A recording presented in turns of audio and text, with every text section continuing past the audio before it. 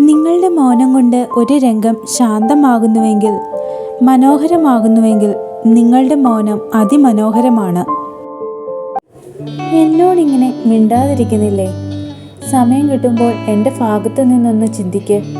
നിന്റെ ആ മൗനം കാരണം ഞാൻ എത്രത്തോളം വേദനിക്കുന്നുണ്ടെന്ന് അപ്പോൾ മനസ്സിലാകും. എന്നിട്ടും മനസ്സിലായില്ലെങ്കിൽ അങ്ങ് വിട്ടുകളഞ്ഞേക്ക്. എനിക്ക് അങ്ങനെ വലിയ വാശിയൊന്നുമില്ല. പക്ഷേ എൻ്റേത് എന്ന് തോന്നിയാൽ അത് പിന്നെ എൻ്റേത് മാത്രമായിരിക്കണം. അത് ആർക്കും ഞാൻ കൊന്നാലും കൊടുക്കില്ല. കാരണം നിന്നെ ഞാൻ എൻ്റെ നെഞ്ചോട് ചേർത്ത് പിടിച്ചേക്കുക, എൻ്റേത് മാത്രമായിട്ട്. ചിലരുടെ ജീവിതം മുഴുവൻ അങ്ങനെയാണ്. ആരോടും ഒരു ദ്രോഹവും ചെയ്തിട്ടുണ്ടാകില്ല. എന്നാലോ ഉരുകി ഉരുകി നീറി പുകഞ്ഞു ജീവിക്കാൻ മാത്രമായിരിക്കും ഭൂമിയിലേക്ക് പിടന്നത്. കാലും പിടിച്ച് കണ്ണീരോടെ കെഞ്ചുന്നുണ്ടാകും. എന്നാലും അത് മനസ്സിലാക്കാൻ ഒരു മനുഷ്യൻ എന്ന നിലയിൽ ആരും ചിന്തിക്കില്ല. അവന് വേദനിച്ചാൽ എനിക്കെന്താ എന്ന ഭാവത്തോടെ അവർ പോകും.